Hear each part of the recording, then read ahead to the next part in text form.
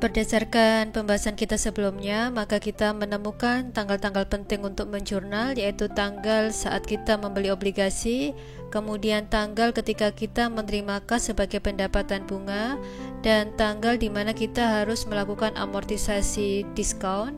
Selanjutnya terdapat tanggal penyusian untuk piutang bunga dan amortisasi atas debt investment kita. Selanjutnya, tanggal penting lainnya adalah ketika tanggal pelunasan obligasi, yang jelas jurnalnya adalah kas pada debt investment sebesar nilai pokok obligasi. Semua transaksi tadi berpengaruh ke laporan posisi keuangan dan laporan laba rugi.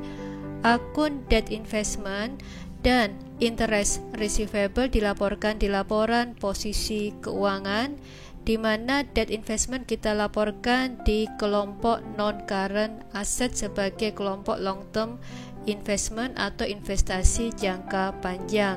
Kemudian interest receivable kita laporkan di kelompok current asset karena kita akan menerima pelunasan piutang bunga dalam jangka waktu kurang dari 1 tahun, bahkan kurang dari 6 bulan jika berhubungan dengan contoh soal tadi. Kemudian dari transaksi yang ada sebelumnya itu mempengaruhi laporan laba rugi karena kita juga mengakui adanya interest revenue.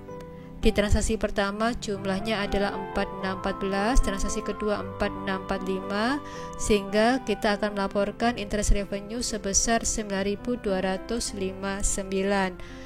Nah, untuk pelaporan di sini, jika kita mengakui adanya interest revenue, maka kita akan melaporkan di kelompok other income and expense.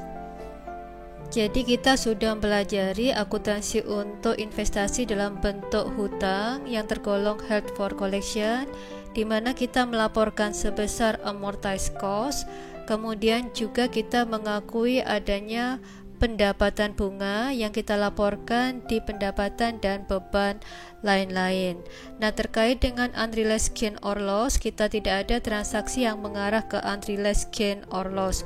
Nanti kita akan paham kenapa ini terjadi ketika kita akan bahas held for collection and selling sama transaksi yang berhubungan dengan trading. Selanjutnya kita akan membahas transaksi terkait bagaimana bisa kita munculkan gain and losses dari penjualan investasi kita, dan dalam hal ini penjualan obligasi.